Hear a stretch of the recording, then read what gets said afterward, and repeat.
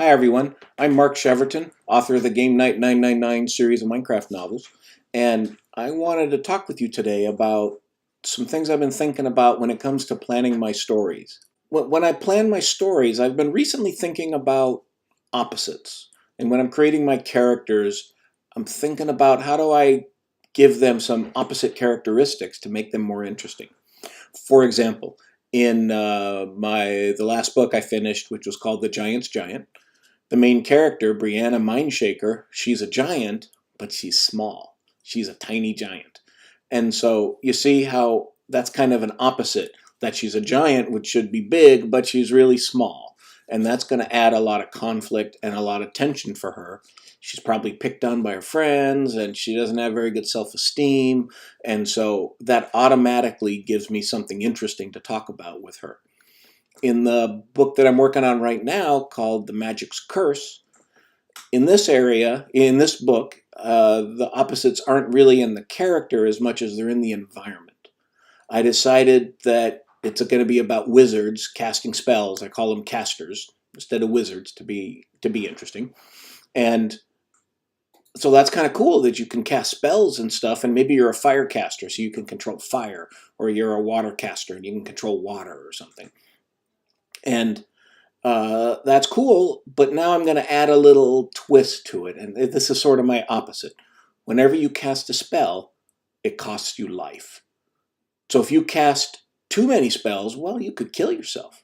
So you got to be careful what you do, and there's a consequence, a negative consequence to using magic in this book. And that's kind of how I created the opposites there in order to make something more interesting and to be able to add some conflict and tension. So I was thinking about today while I was working on the Magic's Curse. I was thinking about dragons, and what could you do that's interesting with dragons that would be opposites? Let's see. Dragons like to breathe fire, right? They shoot fire. So maybe there's a dragon that doesn't shoot fire; they shoot frost. They're like an ice dragon instead of a fire dragon. Well, that's kind of cool. So how would that dragon be treated by the other dragons on the playground, whatever a playground looks like for dragons? Well, it probably would be ridiculed, right? He'd be picked on. He would be an outcast. He wouldn't fit in. And so by making him breathe frost instead of fire, well, that's interesting. That creates us a situation where we can add conflict and tension into the story, and that's what you always want to do, add conflict and tension. So that's kind of cool.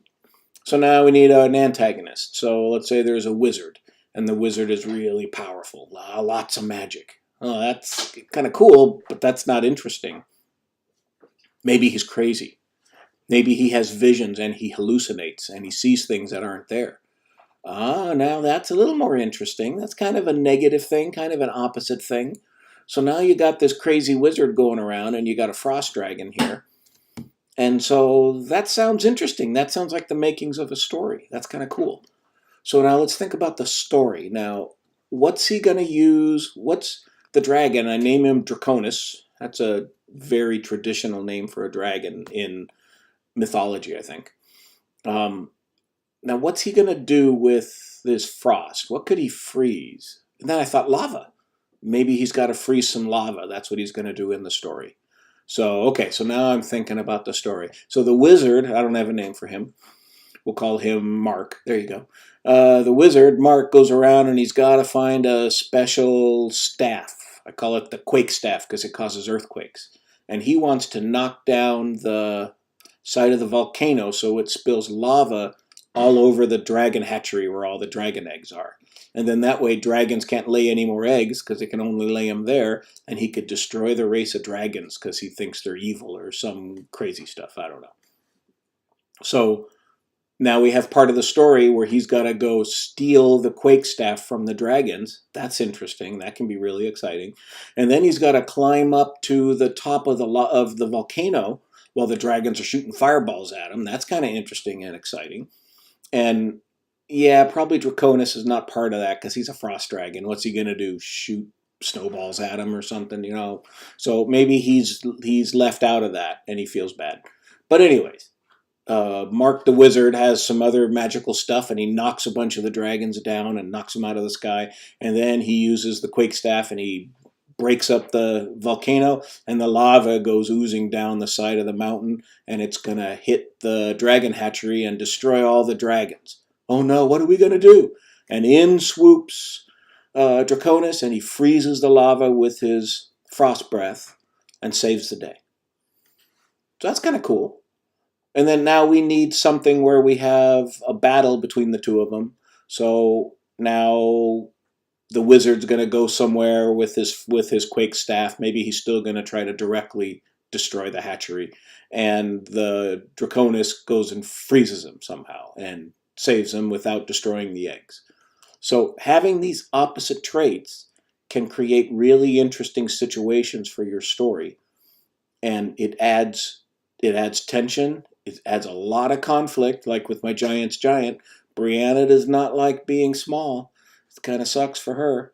And so it adds a lot of conflict to the story, and that's what you want, is sources of conflict in your story. So when you're thinking about your next story, think about how you can create some opposite characteristics, a characteristic that would be bad for your character, but they have to learn how to deal with it. And then weave that into your story, and I think you'll find you end up with a much more interesting story that you can create. Thanks. I hope this is helpful. I'll see you next time. Bye.